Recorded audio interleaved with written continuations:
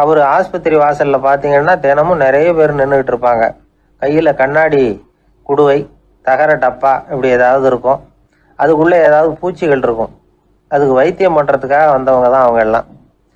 சிலந்தி பூச்சி, பல்லி, தேளு, பாம்பு இப்படி ஏதாவது இருக்கும்.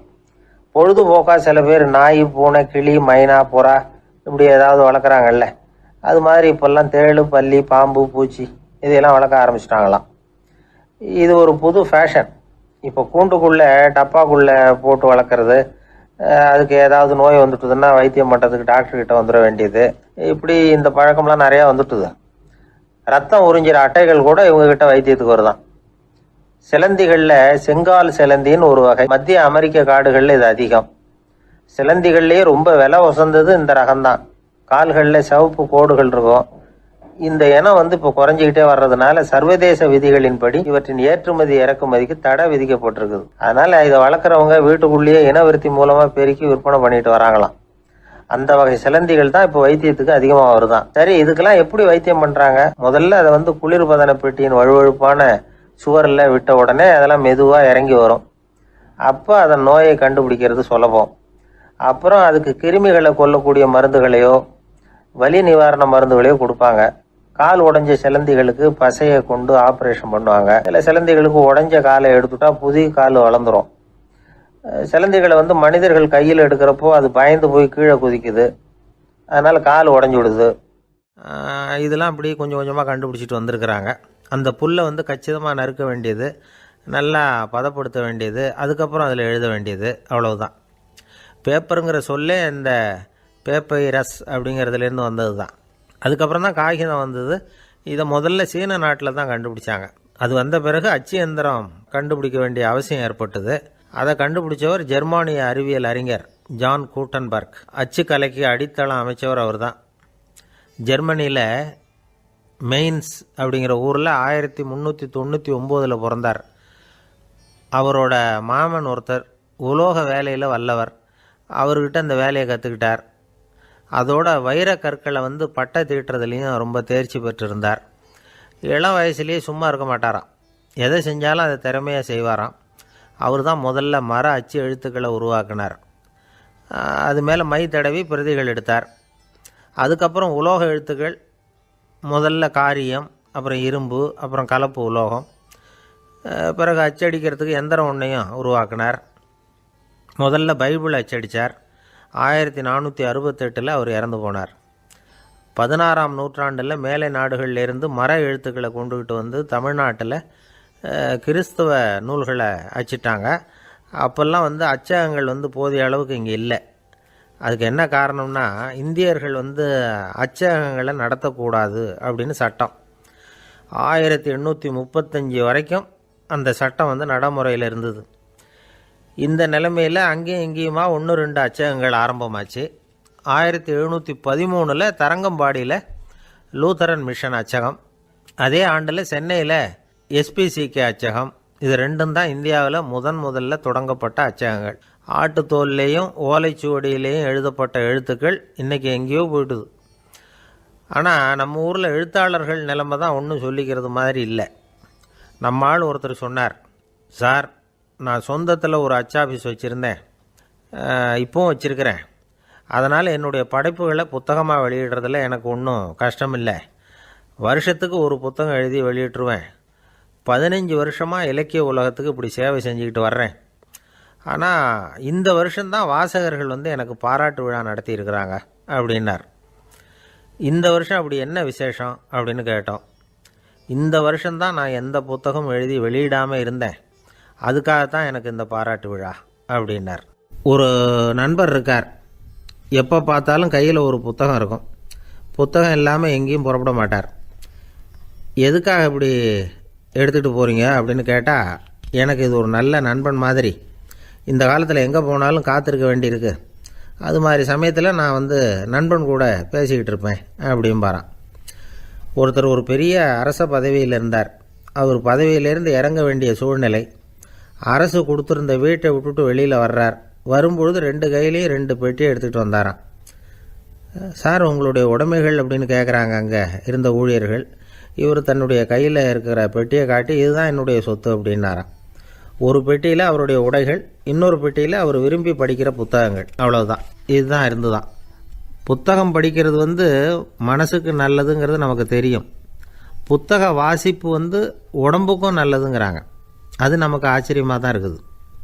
ஒரு நபர் ஒரு வருஷத்தில் சராசரியாக 2000 பக்கங்களை படிச்சிருக்கணுமா, யுனெஸ்கோ பரிந்துரை.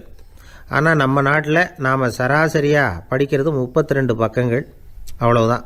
இவ்வளவுக்கு நம்ம நாட்டில் 6000த்துக்கும் மேற்பட்ட நாளேடுகள், 2000த்துக்கும் மேற்பட்ட இதழ்கள், மலர்கள், இவ்வளவு இருந்தும் சரியாக வரல. இந்த உலகத்தில் முதல் நூலகம் எங்கே எப்போ ஆரம்பமாச்சு தெரியுமா? கிமு 2500ஆம் ஆண்டில் அது ஆரம்பமாயிருக்குது. பாபிலோனியாவில் அமில் அணு அப்படிங்கிற அரசன் தான் நூலகத்தை உருவாக்கி இருக்கிறான். அப்போல்லாம் தாள் கிடையாது, களிமண் தான். களிமண் பலகைகளில் எழுதி அதை தொகுத்து அப்படியே நூலாக்கி அதை நூலகத்தில் வச்சுருப்பாங்களாம். அரசருடைய நூலகத்தில் 1000த்துக்கும் மேற்பட்ட நூல்கள் இருந்ததாக வரலாற்று குறிப்பு இருக்குது. அது மட்டும் இல்லை, அந்த நூலகத்தில் பொருள் வாரியாக, அதாவது சப்ஜெக்ட் வாரியாக புத்தகங்களை வகைப்படுத்தி வச்சுருந்தாங்களாம். அதில் மிச்சம் இருந்த ஒரு 25 களிமண் பலகை புத்தகங்கள் இன்றைக்கும் பிரிட்டிஷ் அருங்காட்சியகத்தில் இருக்குதான். அச்சு தாள் இதெல்லாம் ஏற்பட்டதுக்கப்புறம் அமைக்கப்பட்டது தான் பிரான்ஸில் இருக்கக்கூடிய பாரிஸ் நூலகம். 1480 பிரெஞ்சு மன்னர் 11ஆம் லூயி இந்த நூலகத்தை அமைச்சாராம். ஆனால் அப்போல்லாம் அரசர்கள் மட்டும்தான் நூலகத்தை பயன்படுத்த முடியுமா. அதுக்கப்புறம் 17ஆம் நூற்றாண்டில் இந்த முறை மாறி பொதுமக்கள் அங்கே போகலாம், படிக்கலாம் அப்படிங்கிற நிலைமை தான். போட்லியன் நூலகம் அப்படின்னு அதுக்கு பேர், பாரிஸ் நகரத்தில் இருக்குது.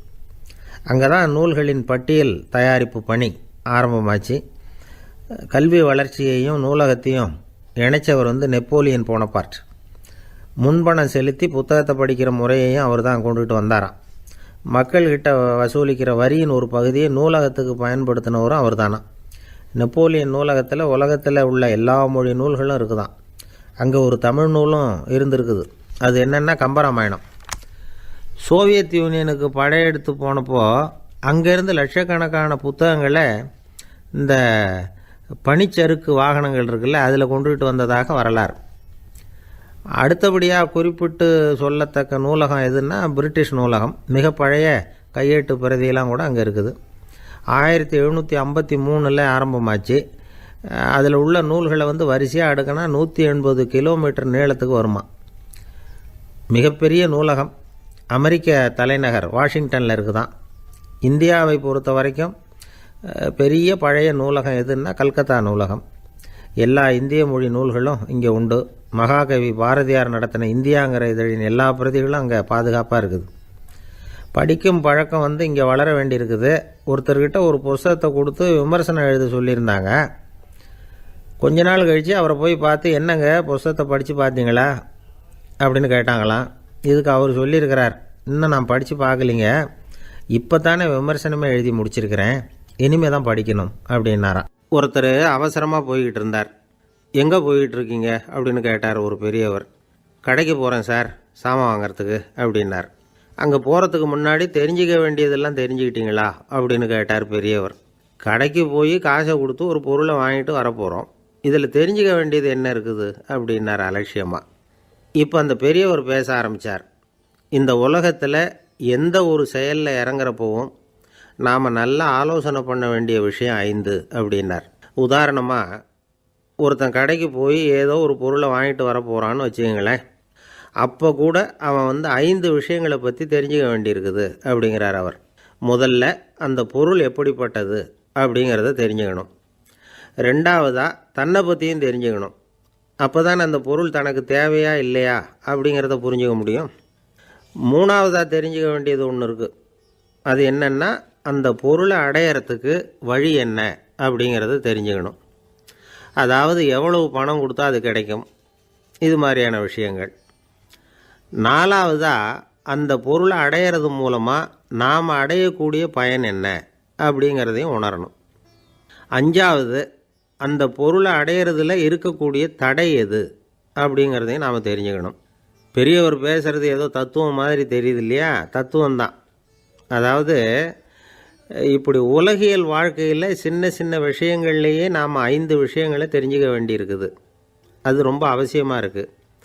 பேரின்ப நிலைன்னு சொல்கிறாங்கள்ல, அது மாதிரி பெரிய சமாச்சாரங்கள்லேயும் இந்த 5 விஷயங்களை நாம் தெரிஞ்சுக்க வேண்டியிருக்குது. அதுக்கு பேர் என்னன்னா அர்த்த பஞ்சகம். வைணவ சமயத்தில் அர்த்த பஞ்சகம்ங்கிறது ரொம்ப பெரிய விஷயம். கடைக்கு போகிறது மாதிரி கடவுளை பார்க்க போகிறப்பவும் நாம் 5 விஷயங்களை தெரிஞ்சுக்கணுமா. முதல்ல பரம்பொருள் அப்படிங்கிறது என்ன, அதோட தன்மைகள் என்ன, இதை தெரிஞ்சுக்கணும். இதுக்கு பேர் என்னென்னா பரமாத்ம ஸ்வரூபம் அப்படின்னு பேர். ரெண்டாவது நாம் யார், நம்மோட தன்மை என்ன அப்படிங்கிறத தெரிஞ்சுக்கணும். நான் யாருன்னு எனக்கே தெரியலைங்கிறப்போ இதை நான் சொல்கிறேன்னு இது என்னுடையதுன்னு சொல்கிறது தப்பு தானே. அப்புறம் மூணாவது விஷயம், பரம்பொருளை நாம் அடையிறதுக்கு வழி எது, இதை தெரிஞ்சுக்கணும். இது உபாய ஸ்வரூபம் அப்படின்னு பேர். நாலாவது விஷயம், நாம் அடைய வேண்டிய பயன்கள் என்ன அப்படிங்கிறத தெரிஞ்சுக்கிறது.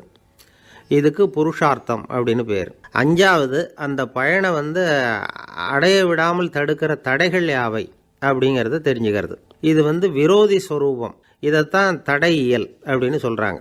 அதாவது பரமாத்மாவை பற்றிய அறிவு, ஜீவாத்மாவை பற்றிய அறிவு, உபாயம் பற்றிய அறிவு, புருஷார்த்தம் பற்றிய அறிவு, இந்த 4 அறிவுக்கும் எதிரடையாக, அதாவது அதையெல்லாம் தப்பாக புரிஞ்சுக்கிறதால உண்டாகக்கூடிய அறிவு விரோதி ஸ்வரூபம். என்ன இது தகவலில் ஏதாவது கதை சொல்லுவீங்கன்னு பார்த்தா ஏதோ தத்துவம் பேசிகிட்டு இருக்கிறீங்களே அப்படின்னு நினைக்கலாம். இதுவும் தெரிஞ்சிக்க வேண்டிய ஒரு பெரிய விஷயந்தான். காதில் போட்டு வச்சா எப்போவாவது உபயோகப்படும். என்னுடைய நண்பர் ஒருத்தர் ஒரு நாள் என்கிட்ட சொன்னார், சார் அடுத்த மாதம் தஞ்சாவூரில் ஒரு கல்யாணம், போகிறதா வேண்டாமா அப்படின்னு ஒரே குழப்பமாக இருக்குது அப்படின்னார். நான் உடனே இந்த அர்த்த பஞ்சக உபதேசம் பண்ண ஆரம்பித்தேன். அவர் எல்லாத்தையும் பொறுமையாக கேட்டுவிட்டு, சரி சார் நான் போகிறதுன்னு முடிவு பண்ணிவிட்டேன்னார். எப்படி இந்த முடிவுக்கு வந்தீங்க அப்படின்னு கேட்டேன். அவர் சொன்னார், சார் அந்த 2வது பாயிண்ட் ஒன்று சொன்னீங்களே, அதை புரிஞ்சுக்கிட்டதுக்கு அப்புறம்தான் இந்த முடிவுக்கு வந்தேன் அப்படின்னார். என்ன 2வது பாயிண்ட்டுன்னு, அதாவது தன்னை பற்றி புரிஞ்சுக்கணும் அப்படின்னு சொன்னீங்க. உடனே என்னை பற்றி புரிஞ்சுக்கிட்டேன், நான் யாருங்கிறது எனக்கு தெரிஞ்சுது, உடனே போகிறது தான் நல்லதுன்னு முடிவு பண்ணிவிட்டேன்னார். நீங்கள் யாருன்னு கேட்டேன். நான் தான் சார் அந்த கல்யாணத்தில் தாலி கட்ட வேண்டிய மாப்பிள்ளை அப்படின்னார். அந்த காலத்தில் அண்ணாமலை ரெட்டியார்னு ஒருத்தர் இருந்தார். அவர் வெங்கனூர் அப்படிங்கிற கிராமத்தில் இருந்தார். அங்கேருந்து விருத்தாசலம் கோவிலுக்கு தவறாமல் போயிட்டு வந்துக்கிட்டு இருந்தார். இடையில் வெள்ளாறு, அதில் ஒரு சமயம் வெள்ளம் வந்துட்டுது. இவரால் போக முடியல. அதோட விளைவு வெங்கனூர்லேயே ஒரு கோவில் கட்டணும் அப்படின்னு முடிவு பண்ணார், சிவாலயம். அந்த சமயத்தில் வடநாட்டில் பஞ்சம். அதனால் அங்கே இருந்த பல சிற்பிகள் தென்னாட்டை நோக்கி வர ஆரம்பித்தாங்க. அவங்க வெங்கனூர் வழியாக வர்றது தெரிஞ்சதும் இவர் போய் பார்த்தார். இங்கே ஒரு கோவில் கட்டணும், அதுக்கு நீங்கள் உதவணும்னார். பஞ்ச காலத்தில் இப்படி ஒரு வாய்ப்பு கிடைச்சதில் அவங்களுக்கும் ரொம்ப மகிழ்ச்சி. உற்சாகத்தோடு ஒத்துக்கிட்டாங்க. ஆலய திருப்பணி ஆரம்பமாச்சு. அவங்களுக்கு வேண்டிய எல்லா வசதிகளையும் இவர் செஞ்சு கொடுத்தார். அவங்களுக்கு எந்த குறையும் இல்லாமல் பார்த்துக்கிட்டார். அது மட்டும் இல்லை, ஒவ்வொரு நாளும் அங்கே வருவார். உங்களுக்கு என்ன வேணும் எது வேணும்னு கேட்பார். ஏதாவது குறை இருந்தால் சொல்லுவாங்க, உடனே தீர்த்து வைப்பார். இவரும் கேட்பார், எந்த குறையாக இருந்தாலும் என்கிட்ட சொல்லுங்க அப்படின்னு சொல்லுவார். அதை தவிர இவராகவே கவனித்தும் அவங்களுக்கு என்னென்ன தேவைங்கிறத கண்டுபிடிச்சி அதையெல்லாம் கொடுத்துக்கிட்டு இருப்பார். என்ன தேவைன்னாலும் அதை நிறைவேற்றி வச்சுருவார்.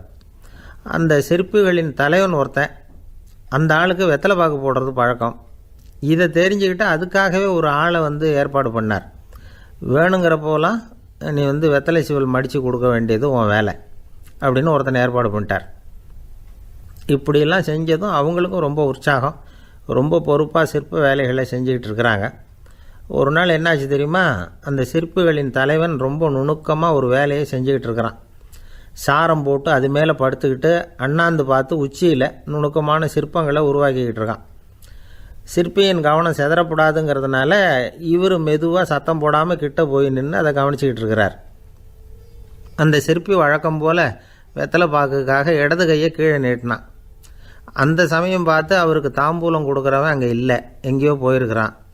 அண்ணாமலை ரெட்டியார் என்ன பண்ணார் தெரியுமா, தனக்காக கொடுக்கப்பட்ட தாம்பூலத்தை வாங்கி சிற்பியின் கையில் கொடுக்குறார். அவன் வாங்கி போட்டுக்கிட்டான். இது என்ன இன்னைக்கு வெத்தலை சீவல் வேறு மாதிரி இருக்குது, வாசனை தாம்பூலமாக இருக்குது அப்படின்னு யோசனை பண்ணிவிட்டு கீழே திரும்பி பார்க்குறார். பார்த்தா ரெட்டியார் மறுபடியும் சிற்பி கை நீட்டும் பொழுது கொடுக்கறதுக்காக தாம்பூலத்தை மடித்து வாங்கி வச்சுக்கிட்டு தயாராக நிற்கிறார். சிற்பிக்கு அதிர்ச்சி. உடனே பொத்துன்னு கீழே குதிச்சான். ஐயா என்ன இது நீங்களா அப்படின்னா.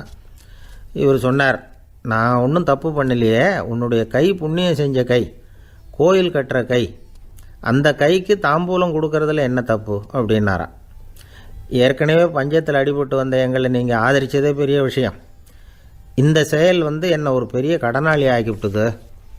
ஐயா, எங்களுக்கு உணவு உடை இதை மட்டும் நீங்கள் கொடுத்தா போதும், ஊதியம்னு எதுவும் வாங்க மாட்டோம் அப்படின்னு நானும். அந்த சிற்பி எவ்வளவோ வற்புறுத்தியும் எதுவும் வாங்கிக்கலையாம்.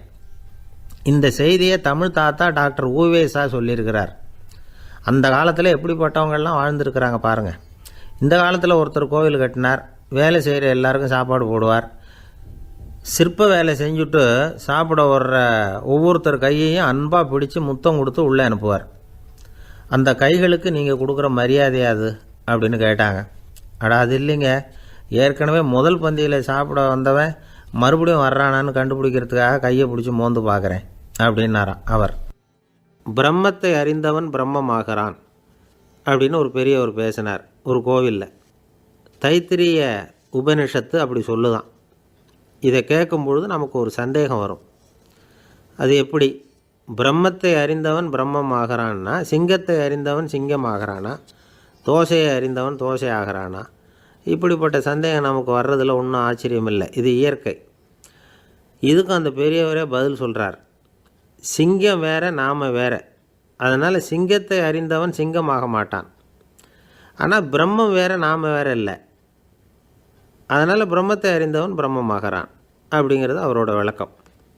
மனிதன் அவன்தான் தான் பிரம்மங்கிறது தெரியாதனால தான் அதை வேற எங்கேயோ தேடிட்டு இருக்கிறான்.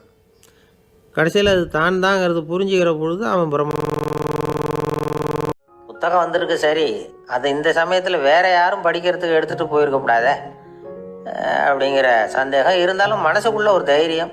இப்படி ஒரு புத்தகம் வெளிவந்திருக்கிற விஷயமே நேருஜி சொல்லி தான் நமக்கே தெரியும். அதுவும் இல்லாமல் உலக பொருளாதார சம்பந்தமான ஏதோ ஒரு புத்தகம் அது. அதை போய் இந்த நேரத்தில் அவ்வளவு ஆர்வமாக யார் எடுத்துகிட்டு போயிட போகிறாங்க அப்படிங்கிற தைரியம். இந்த தைரியத்தோடு அந்த நூல் நிலையத்துக்கு ஓடினாங்க. புத்தகத்தை தேடுனா அது கிடைக்கல, யாரோ எடுத்துகிட்டு போயிருக்கிறாங்க. நேருவுக்கு மட்டுமே தெரிஞ்சிருந்த அந்த புத்தகம் பற்றின விஷயம் சென்னையில் வேற ஒருத்தருக்கும் தெரிஞ்சிருக்குது. உடனே எல்லாரும் பரபரப்பாக அந்த அதுக்குன்னு இருக்கிற ரிஜிஸ்டர் இருக்குல்ல, பதிவேடு, அதை புரட்டி பார்க்குறாங்க யார் எடுத்துகிட்டு போகிறாங்கன்னு தெரிஞ்சுக்கிறதுக்காக. எடுத்துகிட்டு போனவங்க அதில் கையெழுத்து போட்டிருப்பாங்கல்ல, அதை பார்த்து யாருன்னு தெரிஞ்சுக்கலாம் அப்படிங்கிறதுக்காக தான் அதை புரட்டுறாங்க. அதோ அந்த புத்தகத்தோட பேர் பக்கத்தில் அதை எடுத்துக்கிட்டு போனவங்க கையெழுத்து உத்து பார்க்குறாங்க எல்லாரும். அதில் போட்டிருக்குது பேர் CN அண்ணாதுரை அப்படின்னு எழுதியிருந்தது.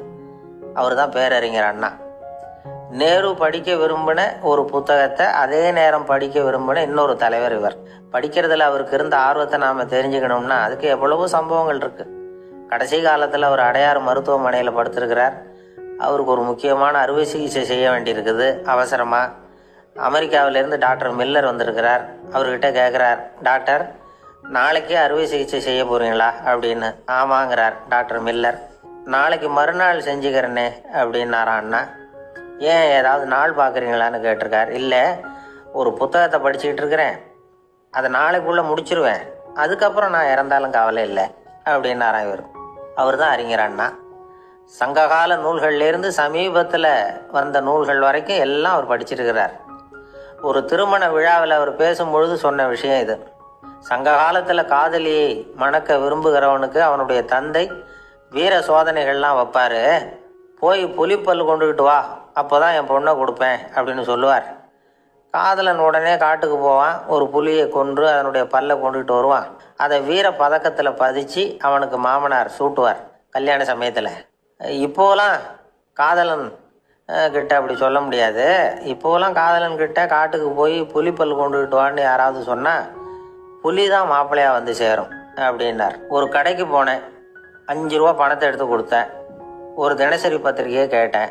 அவர் உடனே அங்கே அடுக்கி வச்சுருந்த பத்திரிகையில் ஒன்று எடுத்து என் கையில் கொடுத்தார். வாங்கிக்கிட்டேன். மீதி பணத்தை எடுத்தார். அதையும் என் கையில் கொடுக்கணும்ல, கொடுக்கல. எதிரில் இருந்த பலகையில் வச்சு எடுத்துக்க சொன்னார். எப்பவும் அவர் அப்படி தான் பண்ணுவார். நானும் எடுத்துக்கிட்டு வந்துடுவேன். இவர் ஏன் இப்படி பண்ணுறாருங்கிறது எனக்கு ரொம்ப நாளாக ஒரு சந்தேகம். ஒரு நாள் அவர்கிட்டயே இதை கேட்டுவிட்டேன். ஏங்க, நீங்கள் உங்கள் கடைக்கு வந்து பொருள்கள் வாங்குறவங்களுக்கு நீங்கள் பாக்கி சில்லறையை கொடுக்குறப்போ பலகையில் வச்சு விட்றீங்க, கையில் கொடுக்க மாட்டேங்கிறீங்களே ஏன் அப்படின்னு கேட்டேன். காசை கையில் கொடுத்தா நம்மக்கிட்ட இருக்கிற லட்சுமி போயிடுவா சார் அப்படின்னார். அதாவது பணம் செலவாயிடும் அப்படின்னு அர்த்தமா. இன்னொரு நண்பர், அவர் ஒரு நாள் வழக்கத்துக்கு மாறா ரொம்ப சோகமாக உட்காந்துருக்கிறார். ஏங்க என்ன ஆச்சு, ஏன் இப்படி கப்பலே கவிழ்ந்தது மாதிரி உட்காந்துருக்குறீங்க அப்படின்னு கேட்டேன். கப்பலே கவிழ்ந்திருந்தா கூட நான் இப்படி கவலைப்பட மாட்டேன் சார், வேற ஒன்று நடந்து போச்சுன்னார். என்னன்னு கேட்டேன். என் உச்சந்தலையில் பள்ளி ஒன்று விழுந்துட்டுதுன்னார். அதுக்காகவா இப்படி அப்படின்னு ஆச்சரியப்பட்டேன். ஆமாங்க, பள்ளி உச்சந்தலையில் விழுந்தா பலன் என்னன்னு பஞ்சாங்கத்தில் பார்த்தேன், மரணம்னு போட்டிருக்கு அப்படின்னு சொல்லிவிட்டு அவர் தொடர்ந்து கவலைப்பட ஆரம்பிச்சிட்டார். இப்படியும் ஒருத்தர், என் கூட வேலை பார்க்குற ஒருத்தர் எப்படி தெரியுமா, தினமும் வலது காலை வச்சு தான் ஆஃபீஸுக்கு உள்ளே நுழைவார். என்னைக்காவது தவறுதலாக இடது காலை வச்சு உள்ளே வந்துட்டார்னா அன்னைக்கு பூரா மனசு சங்கடப்படுவார், எந்த வேலையும் சரியாக ஓடாது. கேரம் போர்டு ஆடுற ஒருத்தர் எப்போ ஆட உட்காந்தாலும் ஸ்ட்ரைக்கரை கை தவறி கீழே விழுற மாதிரி பண்ணி அதுக்கப்புறம் அதை எடுத்துக்கிட்டு ஆட உட்காருவார். ஏன்னா எப்போவும் ஒரு தடவை நிஜமாவே அது கை தவறி கீழே விழுந்திருக்குது, அன்னைக்கு பிரமாதமாக ஜெயிச்சுட்டார். உடனே ஒரு முடிவுக்கு வந்துட்டார், கை தவறுனா லாபம் அப்படின்னு. ஆனால் ஒருத்தர் எப்படி தெரியுமா, அவர் வெளியில் கிளம்புற சமயம் பக்கத்து வீட்டு ரேடியோவில் மியாவ் மியாவ் பூனை குட்டின்னு பாட்டு சத்தம் கேட்டால் கூட போதும், சகனம் சரியில்லைன்னு பிரயாணத்தை கேன்சல் பண்ணி விடுவார். இப்போ இவ்வளவு எதுக்கு சொல்கிறோம்னா, அளவுக்கு மீறின சகுன நம்பிக்கைகள் இருக்கு பாருங்க, இதோட பயமும் சேர்ந்துக்கிட்டதுன்னு வச்சுக்கோங்க, இது ஒருத்தருடைய மனநிலையை பாதிச்சிடும். இது உளவியல் நிபுணர்கள் சொல்கிற கருத்து. வாழ்க்கையே தடுமாற வச்சிரும். பாதுகாப்பு இல்லாத உணர்வு, ஒரு விதமான டிப்ரெஷன் மனநிலை, இதெல்லாம் தான் இதுக்கு காரணமாக அமையலாம். சில பேர் காய்கறி நறுக்க கத்தியை கையில் எடுத்தால் கூட நேரம் சரியாக இருக்கா அப்படின்னு பார்த்துட்டு தான் வேலையை ஆரம்பிக்கிறது வழக்கம். அறிவு தான் மனசுக்கு வாத்தியாராக இருக்கணும், அப்போ தான் வாழ்க்கை நிம்மதியாக இருக்கும். அறிவு மனசு சொல்கிறபடியெல்லாம் கேட்க ஆரம்பிச்சுட்டுதுன்னா இடைஞ்சல் தான்.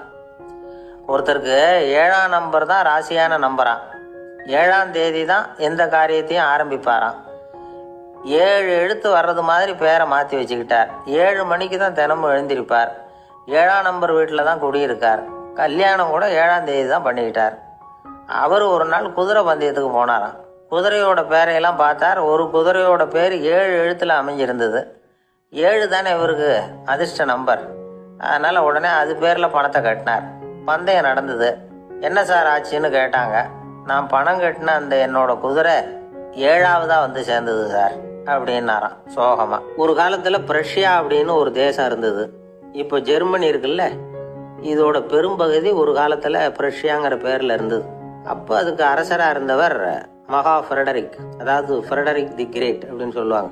அந்த ராஜாவுக்கு ஒரு சந்தேகம், நாம் பல வகையான வரிகளை விதித்து வசூல் பண்ணுறோம், அப்படி பண்ணி வருமானம் குறைஞ்சிக்கிட்டே போகுதே, இதுக்கு என்ன காரணமாக இருக்கும்? இதுதான் அவருக்கு ஏற்பட்ட சந்தேகம். ஒரு சமயம் அந்த அரசர் தம்முடைய அமைச்சர்களையும் பிரபுக்களையும் தளபதிகளையும் கூப்பிட்டு ஒரு விருந்து வச்சார். விருந்து முடிஞ்சதும் அவங்கள பார்த்து இந்த சந்தேகத்தை கேட்டார். வரிகள் அதிகமாக விதித்து வருமானம் குறையறதுக்கு என்ன காரணம் அப்படின்னு கேட்டார். பல பேருக்கு இதுக்கு சரியாக பதில் சொல்ல தெரியல. அனுபவசாலியான ஒரு தளபதி எழுந்திருச்சார். அரசே, அது எப்படிங்கிறத இப்போ உங்களுக்கு காட்டுறேன்னார். உடனே ஒரு பெரிய பனிக்கட்டி ஒன்றை தன்னுடைய கையில் எடுத்தார்.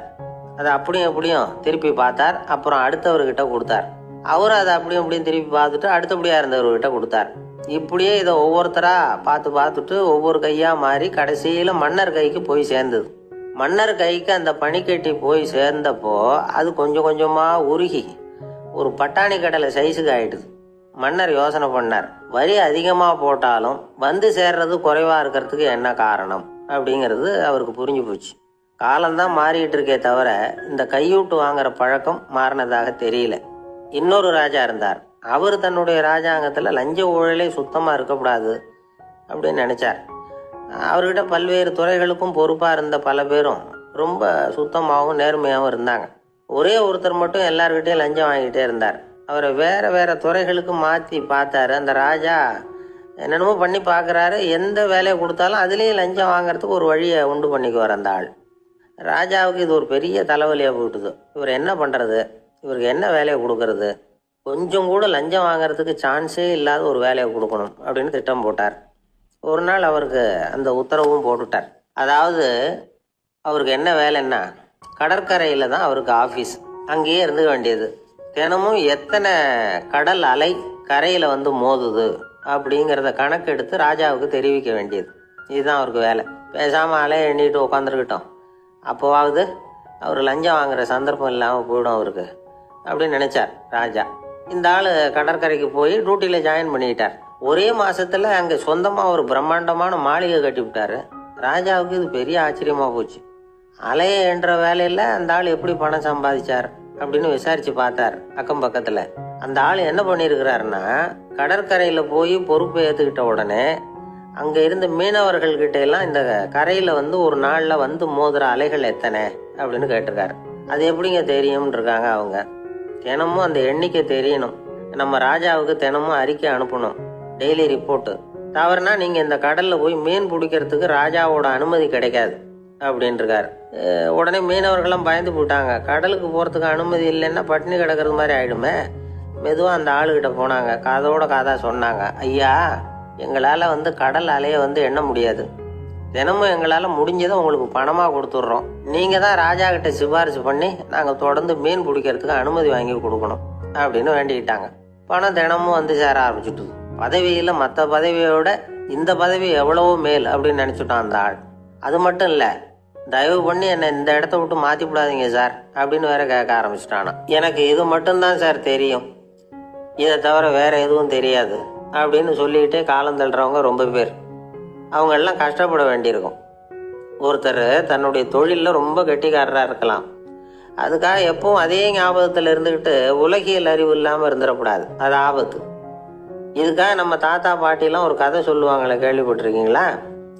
ஒரு சமயம் ஒரு 4 பேர் சேர்ந்து வெளியூருக்கு பிரயாணம் போனாங்களாம்.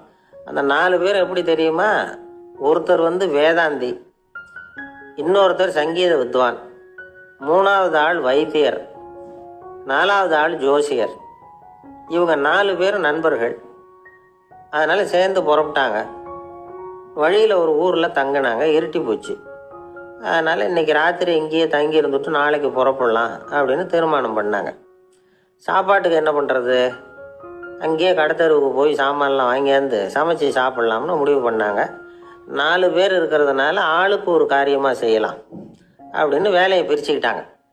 வைத்தியர் வந்து கரிகாய் வாங்க போனார், வேதாந்தி வந்து எண்ணெய் வாங்க போனார், ஜோசியர் வந்து பலசரக்கு வாங்க போனார், சங்கீத வித்வானுக்கு சமைக்கிற வேலை.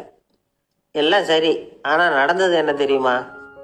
கடைத்தெருவுக்கு காய்கறி வாங்க போனார்ல வைத்தியர், அங்கே போய் மார்க்கெட்டில் பார்த்தார். ஒவ்வொரு கரிகாயாக எடுத்து பார்த்தார். இது பித்தம், உடம்புக்கு ஒத்துக்காது, இது வாயு, உடம்புக்கு ஒத்துக்காது அப்படின்னு ஒவ்வொன்றா தள்ளினார்.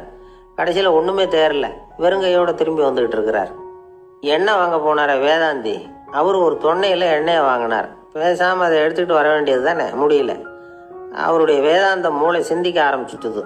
இந்த தொன்னைக்கு எண்ணெய் ஆதாரமா அல்லது எண்ணெய்க்கு தொன்னை ஆதாரமா அப்படிங்கிற ஆராய்ச்சியில் இறங்கினார். என்னாச்சு தெரியுமா? அப்படி கவுத்து பார்த்தார். வாங்கின எண்ணெய் பூராவையும் வழியில் கொட்டுவிட்டு வெறும் தொண்டையோடு வந்து சேர்ந்தார். பலசரக்கு வாங்க போனார் ஜோசியர். அவர் ஒரு வழியில் பார்த்தாரு. வழியில் வந்தவங்களெல்லாம் அங்கங்கே ஒரு மரத்தடியில் உட்கார வச்சு அவங்களுக்கெல்லாம் ஆர்வம் சொல்ல ஆரம்பிச்சிட்டார். அப்படி ஒவ்வொருத்தராக சொல்லி முடிச்சுட்டு கடத்தருக்கு போய் சேர்ந்தார். இவர் அங்கே போய் சேர்றதுக்குள்ளே ரொம்ப நேரம் ஆகிட்டுது. கடையெல்லாம் பூட்டிவிட்டு போயிட்டாங்க. என்ன செய்யறது? அவரும் வெறுங்கையோட திரும்பி வந்து சேர்ந்தார். சரி, இவங்க கதை தான் இப்படி ஆச்சு. அங்கே சமைக்கிறதுக்காக உட்காந்துருந்தார் சங்கீத வித்வான். அவர் கதை என்னாச்சு தெரியுமா? அங்கே அவர் அடுப்பை பற்ற வச்சு ஒலையை கொதிக்க வச்சார். அதாவது ஒரு பானையில் தண்ணியை ஊற்றி அடுப்பில் வச்சார். அது கொதிக்க ஆரம்பிச்சுது. தண்ணி கொதிக்கிற சத்தம் இருக்குதுல்ல, அது இவருக்கு தாளம் போடுறது மாதிரி இருந்தது. ஒரே குஷி, பாட ஆரம்பிச்சுட்டார். பாடிக்கிட்டே உற்சாகமாக கையில் இருந்த கரண்டியால் அந்த பானையில் தட்டினார், தாளம் போடுறதா நினச்சிக்கிட்டு. அவ்வளவுதான், பானை பட்டுன்னு உடஞ்சி போச்சு. தலையில் கை வச்சுக்கிட்டு அவரும் உட்காந்துட்டார். எந்த தொழில் தெரிஞ்சாலும் சரி, அதை புத்திசாலித்தனமாக பயன்படுத்த தெரியலன்னா ஆபத்து தான். அதுக்காக தான் இந்த கதை. ஒரு பஸ்ஸு டிரைவர் ரொம்ப கெட்டிக்காரரு. பஸ்ஸை ரொம்ப திறமையாக ஆபத்து இல்லாமல் ஓட்டினதுக்காக பரிசுலாம் வாங்கினவர். அவரே ஒரு படகு ஓட்டுறதுக்காக அழைச்சிட்டு போயிருக்கிறாங்க, மோட்டார் படகு. அதையும் ரொம்ப திறமையாக தான் ஓட்டிகிட்டு போயிருக்கிறாரு. நடுக்கடலில் போனதும் படகு நின்று போச்சு. மோட்டாரில் ஏதோ கோளாறு. என்ன செய்யலாம் அப்படின்னு அந்த டிரைவரை கேட்டிருக்கிறாங்க படகுல இருந்தவங்கெல்லாம். அப்போ அவர் சொன்னாராம், கவலைப்படாதீங்க, ஒன்றும் பிரச்சனை இல்லை, எல்லாரும் கொஞ்சம் கீழே இறங்கி பின்னாடி தள்ளு. கரையில நின்ன ஒருத்தர் உன் கையை கொண்டா இப்படி பிடிச்சி இழுத்து கரையில சேர்த்து விடுறேன்னார். எதையும் கொடுத்து பழக்கம் இல்லாத அவன் கையையும் கொடுக்க மாட்டேன்னுட்டான்.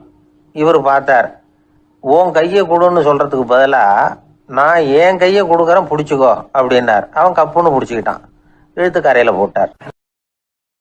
1816 வருஷம் செப்டம்பர் மாதம் 11 பிரான்ஸ் தேசத்துல உள்ள ஒரு மருத்துவமனை. அங்க ஒரு இளம் டாக்டர் கொஞ்ச நாளைக்கு முன்னாடி தான் அந்த ஆஸ்பத்திரியில புதுசா வேலைக்கு சேர்ந்திருக்கிறார். அவரு பேரு ரெனே லெனக். அவரு அன்னைக்கு காலையில அந்த மருத்துவமனையில அப்படியே ரவுண்ட்ஸ் வந்துகிட்டு இருக்கிறார். வார்டுல ஒரு படுக்கையில ஒரு இளம் பெண் படுத்திருக்கிறா. அந்த பொண்ணுக்கு இருதய நோயா இருக்கலாம்ங்கிறது மற்ற டாக்டர்கள் சந்தேகம். அந்த காலத்துல எல்லாம் ஒருத்தருடைய இருதய துடிப்பை தெரிஞ்சுக்கணும்னா நோயாளியின் மார்புல டாக்டர் வந்து காதை வச்சு பார்த்து தான் தெரிஞ்சுக்கிறது வழக்கம். ஆனா இந்த பெண்ணும் வந்து இளம் பெண், அந்த டாக்டரும் புதுசா சேர்ந்திருக்கிறவர். அதனால பரிசோதனை பண்ண தயங்கினார். கொஞ்ச நேரம் யோசனை பண்ணார். திடீர்னு ஒரு ஞாபகம் வந்தது அவருக்கு.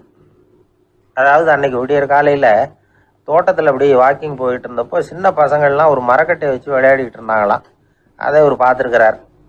அது என்ன விளையாட்டுனா, ஒரு நீளமான மரப்பலகை, அதுல ஒரு முனையில ஒரு பையன் தன்னுடைய காதை வச்சுக்கிட்டு இருக்கிறான், மறுமுனையில இன்னொரு பையன் அந்த மரப்பலகையை ஒரு ஆணியால கீறிக்கிட்டு இருக்கிறான்.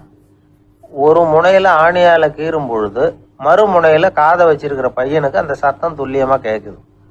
அந்த டாக்டருக்கு காலையில பார்த்த இந்த விளையாட்டு ஞாபகத்துக்கு வந்துட்டுது. உடனே என்ன பண்ணார் தெரியுமா? ஒரு நீளமான காகிதத்தை எடுத்தார். அதை அப்படியே உருளை மாதிரி உருட்டினார்.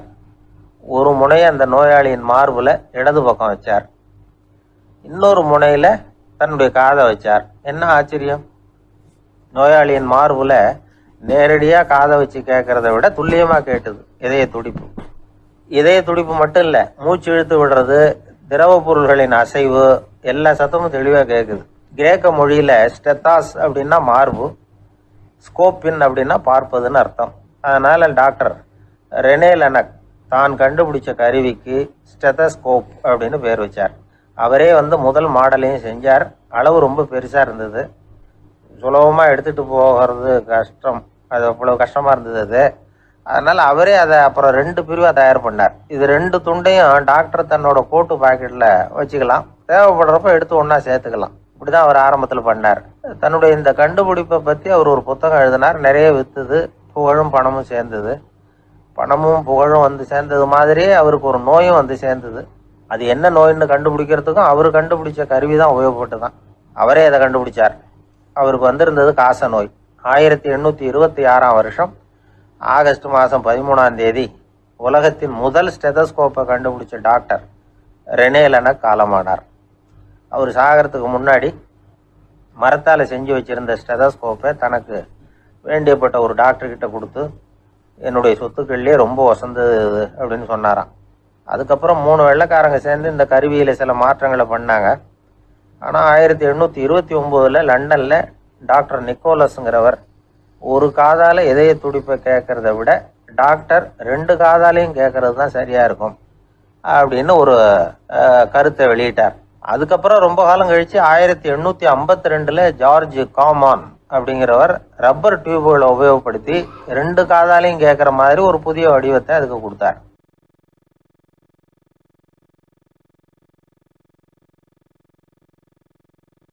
திருமணத்துக்கு அப்புறம் மணமகளை பார்த்த அந்த இளைஞர் திகைச்சு போயிட்டார். ஏன்னா அந்த பெரியவர் சொன்னதுக்கு நேர்மாறா இருந்தார் பாத்திமா. உடல் குணம் எதுவும் கிடையாது, ரொம்ப அழகா இருந்தாங்க. மறுநாள் சௌமையை அபுசாலிக கூப்பிட்டு இதுக்கு விளக்கம் சொன்னாராம். என் மகளுக்கு கண்ணு தெரியாதுன்னு சொன்னதுதான் சொல்லியிருந்த நேத்து முன்னாடி சொன்னேன். அது எந்த விதமான தீய காட்சிகளும் அவ கண்ணுக்கு தெரியாதுன்னு தான் அர்த்தம். காது கேட்காதுன்னு சொன்னேன், தீய விஷயங்களை அவ கேட்க மாட்டான்னு அர்த்தம். கால்கள் செயல்படாதுன்னு சொன்னேன், வீட்டை விட்டு தீமையான இடங்களுக்கு அவ போக மாட்டான்னு அர்த்தம் அப்படின்னா. 12 வருஷத்துக்கு முன்னாடி உன்னை முதல் முறையா பார்த்தப்பவே உண்மை வந்து என்னுடைய சீடரா மானசீகமா ஏத்துக்கிட்டேன் அப்படிங்கிற விவரத்தையும் சொன்னாராம். இந்த இளைஞர் அபுசாலிஹ் பிற்காலத்துல ஒரு பெரிய ஆன்மீக மேதையா உயர்ந்தார். அந்த தம்பதிகளுக்கு 60வது வயசுல ஒரே ஒரு குழந்தை பிறந்தது. அந்த ஃபாதர் ஜிலானி முஹைத்தீன் ஆண்டகை, அதாவது அந்த குழந்தை தான் ஆன்மீக பேரரசர் முஹைத்தீன் ஆண்டகை. அப்படி வந்து அந்த கதையை சொல்லுவாங்க பழைய இதை. அப்படிப்பட்ட பெரியவர்களுடைய வாழ்க்கை தான் நமக்கு வழிகாட்டணும். எனக்கு ஒரு சிநேகிதன், அவன் சொன்னான், டேய் என்னுடைய மாமனார் கூட தன்னுடைய பொண்ணை எனக்கு திருமணம் பண்ணி கொடுக்கறதுக்கு முன்னாடி ஒரு செய்தி செய்தியை சொன்னார். பொய்ன்னு அப்புறமா தான் தெரிஞ்சது அப்படின்னா. என்ன சொன்னார்னு கேட்டோம். என் பொண்ணு மாசத்துக்கு ஒரு தடவை ஏதாவது கோபம் வந்தா கையில கிடைக்கிறத எடுத்து உங்க மேல எரிவா, நீங்க தான் அனுசரிச்சு நடந்துக்கணும்னு சொன்னார் அப்படின்னா. அப்படி அவர் சொன்னது பொய்யா அப்படின்னு கேட்டேன். ஆமா, அவர் மாசம் ஒரு தடவைன்னு அவர் சொன்னது பொய், தினம் ஒரு தடவை அப்படி செய்யறா, இதுதான் உண்மை அப்படின்னா. பேராசிரியர் கல்கி ரேடியோவில் வந்து பேசியிருக்காரு, சென்னை ரேடியோவில். எப்போ 1938. 1938 ஜூலை மாதமா ஏதோ ரேடியோ ஆரம்பிச்சுது, சென்னை வானொலி ஆரம்பிச்சிருக்காங்க. அது ஆரம்பித்து 6வது நாள் கல்கி வந்து பேசியிருக்காரு. அதில் அவர் சொல்லுவார், நீ சொல்கிறத எதை சொன்னாலும் சுருக்கமாக சொல்லு, தேவைக்கு அதிகமாக வளர்த்தாத, சுவாரஸ்யமாக சொல்லு, அதுதான் சிறுகதைக்கு இலக்கணம்னு பேசியிருக்காரு. அதை போட்டு கேட்டிருக்கேன். அதை பார்த்தா அதில் அவருக்கு ஒரு உதாரணமே கொடுத்துருப்பாரு. அதில் அதாவது சொல்கிறத வந்து சிறுகதை, தமிழில் சிறுகதைன்னு அவருக்கு தலைப்பு அந்த பேச்சில். சிறுகதைன்னா என்னன்னா சிறுசா இருக்கணும், அதுல ஒரு கதை இருக்கணும், அதான் சிறுகதைன்னு அவர் விளக்கம் கொடுக்குறாரு கல்கி. கதைன்னா என்னன்னா ஒரே ஒரு ஊர்ல அப்படின்னு ஆரம்பிச்சா அப்புறம் என்ன அப்படின்னு கேட்க தோணுது இல்ல, அப்படி இருக்கணுமா. ஒரு வரியை படிக்கும் பொழுது அடுத்த வரி என்ன அப்படின்னு நமக்கு ஆர்வத்தை தூண்டணும், அதுதான் கதை அம்சங்கிறது. சிறுன்னா தேவைக்கு அதிகமா வளர்த்தாத, சிறு கதைன்னா தேவைக்கு அதிகமா ஒரு வார்த்தையை கூட போடாதே அப்படின்னு சொல்லி, அதான் சிறுகதையினுடைய இலக்கணம் அப்படின்னு சொல்லிட்டு அதுக்கு ஒரு உதாரணம் போட்டிருக்காரு.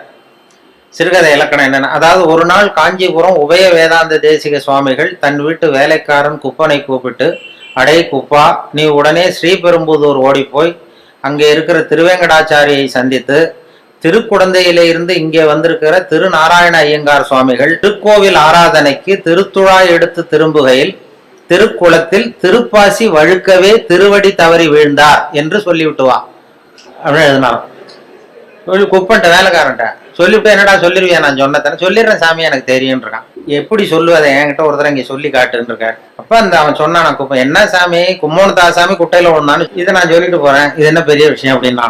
இதை சொல்லிவிட்டு கல்கி சொல்றாரு, சிறுகதையின் இலக்கணம் அந்த குப்பனுக்கு தெரிந்திருக்கிறது, உபய வேதாந்த தேசிக சுவாமிகளுக்கு புரியவில்லை அப்படின்னு அவர் கல்கி. அப்போ அது எதை சொன்னாலும் சுருக்கமா சொல்றது, இந்த வேடிக்கையா சொல்றது, அதெல்லாம் வந்து மனிதர்கள்ட்ட, சக மனிதர்கள்ட்ட ஒரு பிரியத்தை ஏற்படுத்தும், நல்ல ஒரு கவர்ச்சி, அந்த கதையை படிக்கணும்னு தோணும். அப்படிதான். அதனாலதான் அந்த விஷயங்களை சேர்த்து சேர்த்து வானொலியிலையும் தொலைக்காட்சியிலும் நாங்கள் உபயோகப்படுத்துறோம். வானொலியிலேயே ரொம்ப, தொலைக்காட்சியிலேயே கூட நிறைய சுவாரஸ்யமான அனுபவம் நம்ம வாழ்க்கையிலேயே நடக்கும். நிறைய வாழ்க்கையிலேயே கூட. இப்போ நான் இது முதல்ல திருநெல்வேலியில தான் ரேடியோவில் சேர்ந்தேன், திருநெல்வேலி ரேடியோவில். அப்போ முத போய் என்னை பேட்டி எடுக்கிறதுக்கு மைக்கெல்லாம் கொடுத்து எங்கள் டைரக்டர் ஒருத்தர் அனுப்புனார். யாருக்கிட்டன்னா, இந்த டனால் தங்கவேலுன்னு ஒரு நடிகர் இருந்தார், கே.ஏ. தங்கவேலுன்னு ஒரு பிரபலமான நகைச்சுவை நடிகர். அவர் இதுக்கு ஒரு பொருள் காட்சியில் நாடகம் நடத்துறதுக்காக வந்திருக்காரு திருநெல்வேலிக்கு. அங்கே வந்து ஒரு ஹோட்டலில் தங்கியிருக்காரு. அப்போ நான் அப்போ தான் புதுசாக போய் வேலையில் சேர்றேன் ரேடியோவில். எங்கள் டைரக்டர் கூப்பிட்டு, இது மாதிரி தங்கவேலுங்கிற நடிகர் வந்திருக்கிறாரு, அவரை போய் இன்டர்வியூ பண்ணிட்டு வா, பேட்டி எடுத்துட்டு வா அப்படின்னாரு. சார் எனக்கு பழக்கம் இல்லை, கொஞ்சம் பழக்கம் ஆனதுக்கப்புறம் போகிறேன், இப்போ வேறு யாரையாவது அனுப்புங்கன்னு. இல்லை அப்புறம் எப்போ தான் கற்றுக்கிறது, நீ போய் கற்றுட்டு வா அப்படின்னு சொல்லி உடனே மைக்கு எல்லாத்தையும் கொடுத்து அனுப்பிச்சிட்டார். கூட போட்டுக்கிட்டான். இது என்ன இன்னைக்கு வெத்தலை சீவல் வேற மாதிரி இருக்குது, வாசனை தாம்பூலமாக இருக்குது அப்படின்னு யோசனை பண்ணிட்டு கீழே திரும்பி பார்க்குறார். பார்த்தா ரெட்டியார் மறுபடியும் சிற்பி கை நீட்டும் பொழுது கொடுக்கறதுக்காக தாம்பூலத்தை மடித்து வாங்கி வச்சுக்கிட்டு தயாராக நிற்கிறார். சிற்பிக்கு அதிர்ச்சி. உடனே பொத்துன்னு கீழே குதிச்சான். ஐயா, என்ன இது நீங்களா அப்படின்னா. இவர் சொன்னார், நான் ஒன்றும் தப்பு பண்ணலையே, உன்னுடைய கை புண்ணியம் செஞ்ச கை, கோயில் கட்டுற கை, அந்த கைக்கு தாம்பூலம் கொடுக்கறதுல என்ன தப்பு அப்படின்னாராம். ஏற்கனவே பஞ்சத்தில் அடிபட்டு வந்த எங்களை நீங்கள் ஆதரிச்சதே பெரிய விஷயம். இந்த செயல் என்னை ஒரு பெரிய கடனாளி ஆகிவிட்டது. ஐயா, எங்களுக்கு உணவு உடை இதை மட்டும் நீங்கள் கொடுத்தா போதும், ஊதியம்னு எதுவும் வாங்க மாட்டோம் அப்படின்னு நானும். அந்த சிற்பி எவ்வளோ வற்புறுத்தியும் எதுவும் வாங்கிக்கலையாம். இந்த செய்தியை தமிழ் தாத்தா டாக்டர் ஊவேசா சொல்லியிருக்கிறார். அந்த காலத்தில் எப்படிப்பட்டவங்கெல்லாம் வாழ்ந்துருக்கிறாங்க பாருங்க. இந்த காலத்தில் ஒருத்தர் கோவில் கட்டினார், வேலை செய்கிற எல்லாருக்கும் சாப்பாடு போடுவார், சிற்ப வேலை செஞ்சுட்டு சாப்பிட வர்ற ஒவ்வொருத்தர் கையையும் அன்பாக பிடிச்சி முத்தம் கொடுத்து உள்ளே அனுப்புவார். அந்த கைகளுக்கு நீங்கள் கொடுக்குற மரியாதையாது அப்படின்னு கேட்டாங்க. அது இல்லைங்க, ஏற்கனவே முதல் பந்தியில் சாப்பிட வந்தவன் மறுபடியும் வர்றானான்னு கண்டுபிடிக்கிறதுக்காக கையை பிடிச்சி மோந்து பார்க்குறேன் அப்படின்னாராம் அவர். பிரம்மத்தை அறிந்தவன் பிரம்மமாகிறான் அப்படின்னு ஒரு பெரியவர் பேசினார் ஒரு கோவில்ல. தைத்திரிய உபனிஷத்து அப்படி சொல்லுதான். இதை கேட்கும் பொழுது நமக்கு ஒரு சந்தேகம் வரும். அது எப்படி? பிரம்மத்தை அறிந்தவன் பிரம்மம் ஆகிறான்னா, சிங்கத்தை அறிந்தவன் சிங்கம் ஆகிறானா, தோசையை அறிந்தவன் தோசை ஆகிறானா? இப்படிப்பட்ட சந்தேகம் நமக்கு வர்றதுல ஒன்றும் ஆச்சரியம் இல்லை. இது இயற்கை. இதுக்கும் அந்த பெரியவரே பதில் சொல்றார். சிங்கம் வேற, நாம வேற. அதனால சிங்கத்தை அறிந்தவன் சிங்கம் ஆக மாட்டான். ஆனா பிரம்மம் வேற, நாம வேற இல்லை. அதனால பிரம்மத்தை அறிந்தவன் பிரம்மம் ஆகிறான் அப்படிங்கிறது அவரோட விளக்கம். மனிதன் அவன்தான் தான் பிரம்மங்கிறது தெரியாதனால தான் அதை வேற எங்கேயோ தேடிட்டு இருக்கிறான். கடைசியில் அது தான் தாங்கிறது புரிஞ்சுக்கிற பொழுது அவன் பிரம்மம் ஆயிடுறான். இதை விளக்கறதுக்கு ஒரு உபநிஷத்து கதையே இருக்கு. நமக்கு தெரிஞ்ச கதை தான், ஆனால் அதை வேற விதமான அர்த்தத்துல விளையாட்டா சொல்லிட்டு இருக்கிறோம். ஒரு சமயம் ஒரு 10 நண்பர்கள் ஒரு காட்டு வழியா போயிட்டு இருக்கிறாங்க. குறுக்க ஒரு நதி, அதை கடந்து அடுத்த பக்கம் போகணும். எல்லாரும் ஒரு வழியா கடந்து அடுத்த கரைக்கு போய் சேர்ந்துட்டாங்க. அங்க போய் சேர்ந்ததுக்கு அப்புறம் எல்லாரும் பத்திரமா வந்து சேர்ந்துட்டோமா அப்படின்னு தெரிஞ்சுக்கிறதுக்காக எண்ணி பார்க்கறான் அந்த கூட்டத்து தலைவன். அவங்க மொத்தம் 10 பேர். ஆனா அவன் எண்ணி பார்க்கறப்போ 9 தான் வருது. ஏன்னா அவன் தன்னை விட்டுட்டான். எதிரில் நிக்கிறவங்கள மட்டுமே எண்றான். ஐயோ 10வது ஆள் எங்கேங்கிறான், பதறான். சரி நீ இரு, நான் எண்ணி பார்க்கறேன்னு சொல்லிவிட்டு இன்னொருத்தன் வந்து எண்றான். அவனும் தன்னை விட்டுட்டு எண்றான். 9 தான் வருது. எல்லாரும் கொய்யோ முறையோன்னு கத்த ஆரம்பிச்சிட்டாங்க. அந்த சமயத்துல ஒரு பெரியவர் அந்த பக்கமா வர்றாரு. என்ன விஷயம்னு விசாரிக்கிறார். 10வது ஆள் 6 அடிச்சுட்டு போட்டுது அப்படின்னு சொல்லி இவங்க அழறாங்க. சரி அழாதீங்க அப்படின்னு சொல்லி அந்த தலைவனை பார்த்து இப்படி வாங்குறார். வர்றான். இப்போ எனக்கு முன்னாடி ஒரு தரம் எண்ணு பார்க்கலாம்ங்கிறார். 1 2 3ன்னு ஆரம்பிச்சு 9ல் வந்து முடிக்கிறான். உடனே பெரியவர் நீ தான் அந்த 10வது ஆள் அப்படிங்கிறார். இது உண்மை. நாம தான் அது. நாம தான் நம்மளை வேற எங்கேயோ தேடிட்டு இருக்கிறோம். நாம எங்கேயோ தேடிட்டு இருக்கிறோமே, அந்த பிரம்மம் நாம தான். இப்படி ஒரு பெரிய உண்மையை விளக்கறதுக்காக தான் அப்படி ஒரு கதை சொல்லப்பட்டது. ஆனா அதை வந்து நாம வேற விதமா வேடிக்கையா உபயோகப்படுத்திக்கிட்டு இருக்கிறோம். எப்படி தெரியுமா? ஒரு ஆத்தங்கரையில ஒரு 10 பேர் முழிச்சுக்கிட்டே நின்றுட்டு இருந்தாங்களாம். அந்த பக்கமா வந்த ஒருத்தன் ஏன் இப்படி முழிச்சுக்கிட்டு நிக்கிறீங்கன்னு கேட்டிருக்கிறான். எங்களுக்கு நீச்சல் தெரியாது, நாங்கெல்லாம் அடுத்த கரைக்கு போய் சேரணும் அப்படின்னு நாங்களாம். சரி நான் கொண்டுட்டு போய் விடுறேன். எல்லாரும் அக்கறைக்கு போய் சேர்ந்த உடனே ஆளுக்கு 1 ரூபாய் வீதமா மொத்தம் 10 ரூபாய் எனக்கு கொடுக்கணும் அப்படின்னு இருக்கான் இவன். சரின்னு ஒத்துக்கிட்டாங்க. இவன் ஒவ்வொருத்தரா கையை பிடிச்சி மெதுவா ஆத்துல இறக்கி அழைச்சிட்டு போயிட்டான். 9 பேரை கரை சேர்த்துட்டான். 10வது ஆள் பாதி ஆத்துல போயிட்டு இருக்கிறப்ப திடீர்னு வெள்ளம் வந்துட்டுது. புடி நழுவி போச்சு. கையை விட்டுட்டான். வெள்ளம் அடிச்சுட்டு போட்டுது. அழைச்சிட்டு வந்தவன் நீச்சல் அடிச்சு தடுமாறி கரைக்கு வந்து சேர்ந்துட்டான். கரையில இருந்தவங்களுக்கு இந்த விஷயம் தெரியாது. இருந்தாலும் இவன் உடம்பு பூரா நனைஞ்சி கொஞ்சம் அதிகமாக மூச்சு வாங்க நின்றுக்கிட்டு இருந்தானா, ஏங்க ஏன் இப்படி மூச்சு வாங்குது, என்ன விஷயம் அப்படின்னு கேட்டாங்களாம். அதுக்கு இவன் கொஞ்சமா அலட்டிக்காம சொன்னானா, வேற ஒண்ணும் இல்லை, நீங்க கொடுக்க வேண்டிய 10 ரூபாயில 1 ரூபா குறைஞ்சி போச்சு, அவ்வளவுதான் அப்படின்னானா. ஒரு ஆளு ராமகிருஷ்ணரை தேடி வந்தான். அவன் கையில 1000 பொற்காசுகள் வச்சிருந்தான். அதை அவர்கிட்ட கொடுத்து இதை ஏத்துக்கணும் அப்படின்னு ரொம்ப பணிவா கேட்டுக்கிட்டான். அவரு பார்த்தார், இது எனக்கு தேவையில்லை, ஆனாலும் உன்னுடைய மனசை புண்படுத்துறதுக்கு நான் விரும்பலை, அதனால நீ கொடுக்கறத வாங்கிக்கிறேன்னார். வாங்கிக்கிட்டார். அப்புறம் கேட்டார், இதை பாரு, இனிமே இதெல்லாம் என்னுடைய இது தானே அப்படின்னார். ஆமாம், அதையெல்லாம் நான் உங்களுக்கே கொடுத்துட்டேன்னா அவன். சரி, இப்போ நீ எனக்காக ஒரு காரியம் பண்ணணும்னார். என்ன செய்யணும்னு சொல்லுங்கன்னா, இந்த நாணயங்களையெல்லாம் எடுத்துக்கிட்டு போய் கங்கை நதியில் எரிஞ்சுட்டு வா அப்படின்னார். இவனுக்கு அதிர்ச்சியாக போச்சு. என்ன பண்ணுறது, இனிமேல் அது முடியாதுன்னு சொல்ல முடியாது. ஏன்னா அந்த நாணயங்களையெல்லாம் அவருக்கே கொடுத்துட்டான். இனிமேல் அதெல்லாம் இவனுடையது இல்லை. பேசாமல் அவ்வளவே அள்ளிக்கிட்டு ஆத்தங்கரைக்கு போனான். போனவன் ரொம்ப நேரம் திரும்பியே வரல. ராமகிருஷ்ணருக்கு சந்தேகம், என்ன ஆச்சு அந்த மனுஷனுக்கு, காசுகளோடு அந்த கங்கையில் குதிச்சுட்டானா, போகும்பொழுதே ஒரு மாதிரியாக தான் போனான், போய் என்னன்னு பார்த்துட்டு வாங்க அப்படின்னார். அங்கே இருந்த ஒருத்தர் ஓடி போய் பார்த்தார். அவர் போய் பார்க்கும்பொழுது அவன் அங்கேயே இருந்தான். அதுக்கப்புறம் அவர் திரும்பி வந்தார். வந்து விவரத்தை சொன்னார். அதாவது அவன் கங்கை கரையில் உட்காந்துக்கிட்டு ஒவ்வொரு நாணயமா 1 2ன்னு எண்ணி எண்ணி வீசிக்கிட்டு இருக்கிறான். அவனை சுற்றி ஒரு கும்பல் நின்றுக்கிட்டு அவனை தடுத்துக்கிட்டு இருக்குது அப்படின்னு விவரத்தை சொன்னார் போயிட்டு வந்தவர். இதை கேட்டதும் ராமகிருஷ்ணரே புறப்பட்டு அங்கே போனாராம். என்ன இப்படி பண்ணிட்டு இருக்கிற, நான் உன்னை அந்த நாணயங்களை கங்கையில் வீசி எறிய சொன்னேன், நீ ஏன் அதை எண்ணிக்கிட்டு இருக்கிற அப்படின்னார். பழக்கம்தான் காரணம், நான் ஒவ்வொரு நாளும் ஒவ்வொன்றா சேமித்து வச்சேன். இன்னைக்கு என்கிட்ட நிறைய இருக்குது, உங்களுக்கு ஒரு 1000 நாணயங்களை கொடுக்கணுங்கிறது என்னோட ஆசை அப்படின்னா. இப்போ ராமகிருஷ்ணர் சொன்னார், ஒரே நேரத்தில் எல்லாத்தையும் சம்பாதிச்சிருந்தா நீ எண்ணுறது பொருத்தமாக இருக்கும். எல்லாத்தையும் இழக்கும்போது ஒவ்வொன்றா எண்ணிக்கிட்டு இழக்கிறதுங்கிறது சரியான செயல் இல்லை. அதனால் ஒரே தடவையாக எல்லாத்தையும் தூக்கி எறிஞ்சிடும் அப்படின்னார். இது இழப்பது அப்படிங்கிற ஒரு உயர்ந்த நிலை. இதை நாம் யதார்த்த வாழ்க்கையில் சம்மந்தப்படுத்தி பார்த்து குழப்பிக்கிட்டு இருக்கக்கூடாது. இழக்கிறேன்னு சொல்லிக்கிட்டு இருக்கிற காசையெல்லாம் ஆற்றுலையும் குளத்துலையும் கொண்டு போய் எறிஞ்சிட்டு வாங்க அப்படின்னு உபதேசம் பண்ணுறதாக யாரும் நினச்சிடக்கூடாது. இதில் நாம் புரிஞ்சிக்க வேண்டியது என்னென்னா, எதையாவது ஒன்றை இன்னொருத்தருக்கு கொடுக்கணும் அப்படின்னு விருப்பப்பட்டால் அதை மனப்பூர்வமாக கொடுத்துடணும். கொடுத்துட்டு அதையே நினச்சிக்கிட்டு இருக்கக்கூடாது.